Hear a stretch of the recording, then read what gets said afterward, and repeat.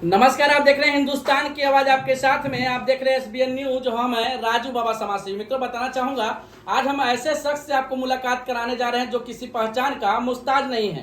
दोस्तों, आपको बताना चाहूंगा राष्ट्रीय नवनिर्माण सेना के राष्ट्रीय अध्यक्ष अपना दल एस के जो है प्रदेश जो है उपाध्यक्ष इस वक्त हमारे सामने मौजूद है। आज सर का नाम जानने की कोशिश करेंगे। क्या नाम पड़ेगा सर आपका? आनंद पटेल दयालु। आनंद पटेल दयालु जी, आपका बहुत हमने नाम सुना है, बहुत ही चर्चा सुना है। आप बहुत ही जब आप बचपन काल से थे तभी से आप समाज सेवा कर रहे हैं। आज के दिनों में तो आपको जिला से लेकर प्रदेश के दुनिया में सब लोग जान रहे हैं। तो कैसे आप पहचान बनाते हैं इस तरीके से, और किस प्रकार से आप गरीबों का सेवा करते हैं जो आपसे इतने लोग जुड़े होते हैं? क्या कहना चाहेंगे इस पर? देखिए, हर व्यक्ति राजनीतिक और सामाजिक होता है। सामाजिक जीवन में हम लोग महिलाओं के लिए और बच्चों के लिए काम करते हैं विशेष रूप से। जैसे किसी एक व्यक्ति को एक रोटी दे दीजिए, उसका एक दिन का पेट भरेगा। किसी व्यक्ति को हुनर दीजिए, उसका जिंदगी भर का पेट भरेगा। तो हम लोग इस विषय को आगे बढ़ाए और लगभग 2003 से हम लोगों ने इस पर काम किया, सामाजिक संगठन बना के, और आज 4300 महिलाएं आत्मनिर्भर हो चुकी हैं, आत्मसम्मान और स्वाभिमान से जी रही हैं और अपने बल पर कमा रही हैं, अपना घर भी चला रही हैं। दूसरा आंदोलन है हमारा सामाजिक आंदोलन, जो कबाड़ बीनने वाले बच्चे, दुकानों में काम करने वाले, प्लेट धोने वाले और बोझ धोने वाले बच्चे, जो आज वास्तव में सबसे ज़्यादा जरूरत उन बच्चों को स्कूल पहुंचाने की है। तो इन बच्चों पर हम लोग काम करते हैं और सैकड़ों बच्चों को स्कूल पहुंचा चुके हैं। अब जब हम लोग इधर आ रहे थे तो हमारा गाँव भी है खेतकटवा, हम यहीं के मूल निवासी हैं। तो देखते थे कि रोड पर कितना दिक्कत होता है। हम भी इसी सरकार में हैं और दिक्कतें हो रही हैं। तो हम पार्टी के पदाधिकारी, हम जनप्रतिनिधि नहीं हैं। हम न विधायक हैं, न सांसद हैं, न जिला पंचायत सदस्य हैं, न प्रधान हैं, न बीडीसी हैं, हम किसी पद पे नहीं है, न ब्लॉक प्रमुख हैं। तो हमको लगा कि ये जो जनता की जो समस्या है, इसको मुझे कैसे हल करना चाहिए। तो हम लोगों ने जन आंदोलन खड़ा किया, लोगों के पास पहुंचे, हस्ताक्षर अभियान कराए। कुछ लोगों ने मजाक भी उड़ाया, इससे क्या होगा। उन्हें नहीं मालूम है जन आंदोलन, चूंकि वो राजनीति नहीं करते हैं, वो लोग नहीं जानते हैं। तो हम लोगों ने जो लगभग 13 वर्षों से यह रोड जो है, इस पर जो लोगों ने बताया, मुझे जो जानकारी हुई, हम भी यहीं के रहने वाले हैं, कि यहाँ पर कोई बच्चा जो है पैदा हो गया बस में, और पता चला कोई जो डिलीवरी की महिला पहुंच नहीं पाई, जिला अस्पताल तक नहीं पहुंच पाई, और कितने लोग समय से अपने स्थान पर पहुंच नहीं पाते हैं, जैसा अभी भी दिखाई दे रहा है। तो हम लोगों ने एक जन आंदोलन खड़ा किया और 6 महीने का संकल्प लिया कि 6 महीने में रोड को पटरी पर ला देंगे। और हमारे सभी साथियों ने रोड को पटरी पर लाने के लिए जन आंदोलन खड़ा किया और हस्ताक्षर कराना शुरू किया। भारत सरकार में मंत्री माननीय अनुप्रिया पटेल जी, जो हम सबकी नेता हैं, और खास तौर से हम लोग जो हमारी पार्टी अपना दल है, हम लोग की जो नेता हैं, और वो सड़क से लेकर संसद तक संघर्ष करती हैं, उन्हीं से हम लोग सीखते हैं। तो माननीय आशीष पटेल कैबिनेट मंत्री उत्तर प्रदेश सरकार है, उनके पास जाकर हम लोगों ने समस्या बताई। उन्होंने भी डीएम को भी फोन किया। और हम लोग जब इस रोड पर उतरे थे तो हम ये नहीं कहते थे कि रोड बनाना चाहिए, हमने कहा जिला खनिज निधि से रोड बने। पैसा है और पैसा निकालिए, निकालना पड़ेगा। 6 महीने का समय संकल्प के रूप में बदला और हम लोग पहुंचे डीएम के पास, एसडीएम के पास, मंडलायुक्त के पास, और शासन और प्रशासन में अपनी नेता माननीय प्रिया पटेल जी और माननीय आशीष भैया से हम लोग इस बात को पहुंचवाए। उसका नतीजा ये हुआ कि दिसंबर में टेंडर हो गया। टेंडर तकनीकी कारणों से फंसा। पैसा किसको मिला? पीडब्ल्यूडी को, कार्यदायी संस्था पीडब्ल्यूडी है, और उसको रोड मिला। और आपने देखा अभी जो है रोड अब स्टार्ट भी हो गया। ये हमारा 6 महीने का संकल्प था। कोई 8 महीने में अगर टेंडर निकलता तो मैं कहता कि ये हमारा संघर्ष सही नहीं। ढेर सारे लोग अपने तमाम लोग हैं, उनसे सवाल पूछना चाहिए आप जैसे लोगों को कि भाई आपका कार्यकाल रहा, आप अपने कार्यकाल में 5-6 साल अपना कार्यकाल बिता लेते हैं, फिर क्यों होता है? एक नौजवान 6 महीने का संकल्प लेता है, उसी के संकल्प के समय क्यों होता है?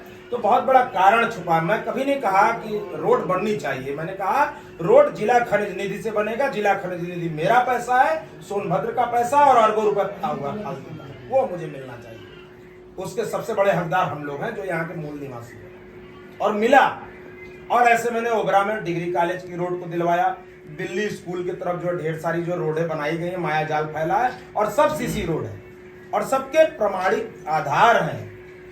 एक एक व्यक्ति से मिलने का, जिला खनिज निधि में चिट्ठी लिखवाने तक, एक एक चीज, एक एक विषय, डीएम से मिलना, ये चीजें बताना, ये पत्राचार करना, एक एक चीज का पूरा ब्यौरा है, कोई हवा में नहीं। और रोड पर उतरने का, कि रोड पर उतर कर ये चीजें लोगों से कहा जा रहा था, आप जागरूक होइए, आप हल्ला मचाइए, अलग बात है। एलआईयू रिपोर्ट देता है क्या हो रहा है क्षेत्र में। अन्य लोग भी उतरे, अन्य लोग भी रोड पर उतरे, सबका धन्यवाद हम करना चाहते हैं। आपने किसी भी तरह से मदद की, चाहे किसी को देखकर आप आगे आ रहे हैं तो अच्छी बात है। हमारा यह दायित्व नहीं है। दायित्व किसका है? जनप्रतिनिधियों का, जिनको जनता ने चुना है। जनता उनसे सवाल पूछ सकती है। हम लोग एक सहयोगी की भूमिका में है और सहयोग कर भी रहे हैं। अनंत पटेल दयालु जी, आप इतना बड़ा बड़ा सोचते हैं, आप इतना बड़ा बड़ा कैसे सोच लेते हैं? आखिर क्या आपका दिमाग में चलता है? और बहुत सारे यहाँ पे लोग हैं लेकिन इस तरीके से बात नहीं सोच पाते हैं, तो क्या कहना चाहेंगे इस पर? किस प्रकार से ऐसी सोच कहाँ से उत्पन्न होती है आपके अंदर से? देखिए, हम लोग बचपन से एक मिजाज वाले व्यक्ति हैं। क्रांतिकारी भगत सिंह, सुखदेव, राजगुरु राम प्रसाद बिस्मिल, अशफाक उल्लाह खान, राजेंद्र दाड़ी, खुदीराम बोस, सुभाष चंद्र बोस, क्रांतिकारी चंद्रशेखर आजाद जी, जिन्होंने अपने प्राण गंवाए थे तब हम आजादी पाए थे। हम लोग उनको मानने वाले लोग हैं। और आप देखेंगे उन्होंने अपने जीवन की परवाह नहीं की। तो हम लोग बचपन से ही इन विचारधाराओं पर काम करते रहे। अब जब हम लोग बड़े हुए हैं तो तमाम लोगों को पढ़ते हैं, सरदार वल्लभ भाई पटेल जी को पढ़ते हैं, बाबा साहब को पढ़ते हैं, तो पाते हैं कि इन महापुरुषों ने अपना पूरा जीवन लगा दिया, कुछ पाए नहीं। आप देख लीजिए, किसी भी क्रांतिकारी, आपके इस मंच के माध्यम से, इस SVN न्यूज के माध्यम से मैं मांग करता हूं भारत सरकार से, उत्तर प्रदेश सरकार से, कि क्रांतिकारियों को शहीदों का दर्जा दिए। क्रांतिकारियों ने अपने प्राण गंवाए तब हम आजादी पाए, लेकिन आज तक उन्हें शहीदों का दर्जा नहीं मिला। हमारा उद्देश्य है आम आदमी को राहत देना। अब आप सोचिए, कल्पना करिए कि हॉस्पिटल की दयनीय स्थिति है। हमारे जनप्रतिनिधि हैं, उनका काम है, उनको करना चाहिए। मुझे लगा, मैंने 10 महीने का संकल्प लिया है। और आपको मैं बता दूं जानकारी के लिए, आप पूछ लीजिएगा सेम्मो को फोन करके कि सेम्मो ने अभी कुछ दिन पहले पत्र बनाकर भेजा है कि यहाँ पर डॉक्टर होने चाहिए। इसके पहले नहीं भेजा था, पूछ लीजिएगा। और उसका पूरा श्रेय जाता है हमारे नेता माननीय आशीष पटेल जी, कैबिनेट मंत्री उत्तर प्रदेश सरकार, जिन्होंने पत्र लिखा सीधे सरकार को। और उनका पत्र भी आप तक पहुंचा भी होगा, ग्रुप के माध्यम से, ऐसे भी तमाम चीजों के माध्यम से आप तक पहुंचा भी होगा। पत्र उन्होंने सीधे लिखा। तो जनहित के मुद्दों पर जनता ये सोचती है कि मेरा नेता कौन है जो हमारे मुद्दों पर काम कर रहा है। तो उनके मुद्दों को हम वहां तक पहुंचा रहे हैं और मजबूती के साथ पहुंचा रहे हैं। हमारे नेता माननीय आशीष पटेल, कैबिनेट मंत्री उत्तर प्रदेश सरकार में, जब जब मौका पड़ा तब तब उन्होंने पत्र लिखा और जनता को न्याय दिलाने के लिए पत्र लिखा है। ये समझ लीजिए। चलिए, अनंत पटेल दयालु जी, ये पूछना चाहेंगे आपसे कि आप जो है महिलाओं के लिए, माताएं बहनों के लिए आपने सिलाई सेंटर का उद्घाटन किया है और आपका सोच है कि हर घर में लोग जो है, महिलाएं आत्म स्वाभिमान बने और किसी अपने से मतलब वो जीने सीख ले, कोई काम नहीं मिले तो अपने से सिलाई करके जो है अपना जीवन यापन कर सके। क्या उसका उद्देश्य, मतलब कैसे आप इस तरीके से सोच रहे हैं, क्या कहना चाहेंगे इस पर? देखिए, मैं 50 सेकंड लगेंगे मुझे बताने में। जब मैं जो है लगभग सन 2003 में जब हम राजनीति में आए और एक महिला मेरे से पैसा मांगने आई, मदद मांगने आई, तो हम जब जानने का प्रयास किए तो उसके पास रोजगार नहीं था, उसके पास कोई हुनर भी नहीं था। तो मैंने उसको 100 रुपए की मदद की। मेरी क्षमता बहुत ज्यादा नहीं थी, तो मैंने 100 रुपए की मदद की। मुझे लगा कि उसका बच्चा खाए बिना रह जा रहा है, तो 100 रुपए मदद हो गया।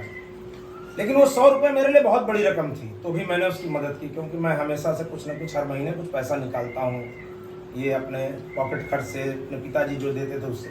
तो उसी समय से हम लोग मदद करें। लेकिन फिर दूसरी महिला आ गई, तो अब उसको पैसा देने के लिए पैसा नहीं था। तो मेरे दिमाग में आया कि अगर कोई व्यक्ति पैसा मांग रहा है तो उसको हम एक बार मदद कर रहे हैं, फिर उसकी मदद जाग जाएगी, तो इसको क्या किया जाए। तो मेरे दिमाग में आया किसी व्यक्ति को एक रोटी देंगे। एक रोटी की व्यवस्था किया हमने, तो उसका एक दिन का पेट भरेगा। लेकिन किसी व्यक्ति को हुनरमंद कर देंगे तो जिंदगी भर का पेट भरेगा। तो ये मिशन अपना बना लिया और इस पर काम करने लगे। और 10 महिलाएं, 12 महिलाएं, 15, 20, 25, 50, इसी तरह धीरे धीरे बढ़ती गई। इसके बाद एक बार डीएम अमित कुमार सिंह आए। हम लोग अपना प्रोजेक्ट देते थे लोगों को, तो हर व्यक्ति ऐसे झटक देता था। लेकिन वो IAS पढ़े लिखे थे, उन्होंने, सब लोग पढ़े लिखे हैं, लेकिन उन्होंने देखा कि अरे ये तो बड़ा अच्छा प्रोजेक्ट है। पूरे जिले में राष्ट्रीय ग्रामीण आजीविका मिशन को उन्होंने करोड़ों रुपए दिए, जिसके कारण गांव-गांव में महिलाएं जागृत हुई और सिलाई सीखी। और जो काम हम लोगों को करना चाहिए था जमीन पर, उसको मैंने बहुत बड़े स्तर पर फैलाया। आपके कोन में भी, पड़रच में भी सिलाई सेंटर बड़े स्तर पर चला, आप पता लगा सकते हैं। वो सन 2018 का समय था। और ओबरा में चला, डाला में चला। तो हम लोगों ने जो हम लोगों से हो सका हम लोगों ने बड़े स्तर पर चलाया। तो अब ये होता है कि जब महिलाएं आत्मनिर्भर हो जाएंगी, किसी से पैसा नहीं मांगेंगी, अपना घर चला सकेंगी। और जब वो आत्मनिर्भर होंगी तो अपने सम्मान की लड़ाई खुद लड़ सकती हैं। किसी का पति छोड़ दिया है, कोई पति दारू पीता है तो पैसा नहीं देता है, उनका बच्चा कैसे पल पोस रहा है। बहुत ही दुखद व्यथा है उन महिलाओं की जो महिलाएं आत्मनिर्भर नहीं है, चाहे किसी के घर की हो, चाहे आपके घर की हो, चाहे हमारे घर की हो। उनको सम्मान तभी मिलेगा जब वो आत्मनिर्भर होंगी। बिल्कुल सही। आनंद पटेल दयालु जी, ये कहना चाहेंगे, हम गए थे कुछ जो है गाँवों में, तो वहाँ से कुछ लोग कह रहे थे आनंद पटेल दयालु जी बहुत संघर्ष कर रहे हैं, बहुत क्षेत्र के लिए काम कर रहे हैं, लगातार उनका संघर्ष जारी रहता है। तो हमें आपसे ये पूछना है कि जनता का ही मांग है कि अगर भविष्य में आपको अगर चुनाव लड़ना हो तो आप कहाँ से चुनाव लड़ेंगे, कैसे चुनाव लड़ेंगे और किस लेवल का चुनाव लड़ेंगे। जनता की मांग है, जनता का किस प्रकार से आप, मतलब अभी आप कुछ भी नहीं है फिर भी आप इतना जनता का जाकर के सेवा कर रहे हैं, तो भविष्य में आप क्या बनेंगे जिससे कि जनता की और सेवा हो सके। देखिए, हम लोग जब से राजनीति कर रहे हैं 2003 से 22 साल हो गए राजनीति करते हुए, तो हम लोग व्यवस्था परिवर्तन के लिए राजनीति में हैं। हम राजनीति में विधायक, सांसद, मंत्री, मुख्यमंत्री बनने और प्रधानमंत्री बनने के लिए नहीं है। मेरा उद्देश्य है, मेरा व्यक्तिगत उद्देश्य है, और मैं समाज को यह बताता रहता हूं, भारत के प्रत्येक नागरिक को रोजगार की गारंटी मिले, शिक्षा की गारंटी मिले, स्वास्थ्य की गारंटी मिले। जबकि जनता का यह मुद्दा नहीं है। जनता जिस दिन इस मुद्दे को समझ जाएगी उसका वो काम हल हो जाएगा। रोजगार की गारंटी भी उसे मिलेगी, स्वास्थ्य की गारंटी मिलेगी और शिक्षा की भी गारंटी मिलेगी। तो हम व्यवस्था परिवर्तन के लिए राजनीति में है। चुनाव तो 22 सालों से आज तक मैं नहीं लड़ा। बिल्कुल। अब की क्या विचार है? विचार जब जनता कहेगी देखा जाएगा, मौका अभी से क्या बताया जाए। जनता बोल रही है, जनता मांग कर रही है, ऐसा युवा को आना चाहिए राजनीति में, तो देखा जाएगा। समय अपने लोगों से समझा जाएगा, बूझा जाएगा, आप जैसे भाइयों से समझा जाएगा राजनीति में किस चीजों के लिए लड़ना चाहिए जहां हम जनता का भला कर सकें। और राजनीति तो इसीलिए होता है ना, जनता का भला करने के लिए। और आप लोगों ने जितनी भी ताकत दी है, जितने भी लोगों से हम जुड़े हुए हैं, सभी लोग हमको ताकत देते हैं और उस ताकत के भरोसे हम लोग लड़ाई लड़ते हैं। और जनता के बीच में तो आप ही के द्वारा दी हुई ताकत है ना। तमाम लोग जो काम नहीं करा पाते हैं वो काम आपका ये भाई कराता है बिना किसी पद पर पहुंचे हुए, और समय तय करता है कि मैं इतना समय दे रहा हूं। और यही नहीं, आप ओबरा में भी ढेर सारे ऐसे मसले हैं, जब मैं बताने लगूंगा तो लंबी लाइन है उसकी, जहां ओबरा की ढेर सारी समस्याओं पर लोग मौन थे और हम लोग खड़े होकर उस काम को कराए हैं।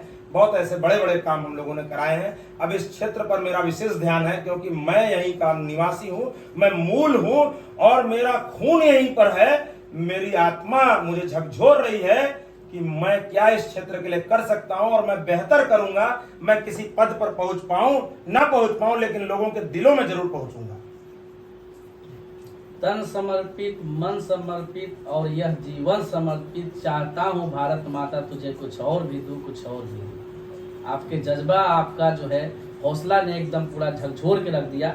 आनंद पटेल दोस्तों, आप देख सकते हैं कि इस वक्त हमने जो है आनंद पटेल दयालु जी से हमने बात किया, जो युवा नेता हैं और लगातार संघर्ष की दुनिया में जब से कदम रखे हैं तब से हर युवाओं का हौसला बढ़ाने का काम करने वाले ऐसे शख्स हमारे सामने बैठे हुए हैं। आनंद पटेल दयालु जी से आज हमारी बहुत सी बातों पर, अपने क्षेत्र के मूलभूत समस्याओं पर जो है बहुत बड़ा चर्चा हुआ, और जितना भी चर्चा हुआ है बहुत ही शानदार और जानदार हुआ है। और आपको बताना चाहूंगा कि भविष्य में अगर चुनाव की बात रही तो अगर आनंद भाई ने साफ दिल से कहा है कि अगर हमको पार्टी टिकट देती है या अपने लोग अगर कहते हैं तो हम राजनीति में जरूर आएंगे। तो दोस्तों चलिए हम अगले हेडलाइन न्यूज के साथ मिलेंगे, तब तक के लिए जय हिंद, जय भारत, भारत माता की जय।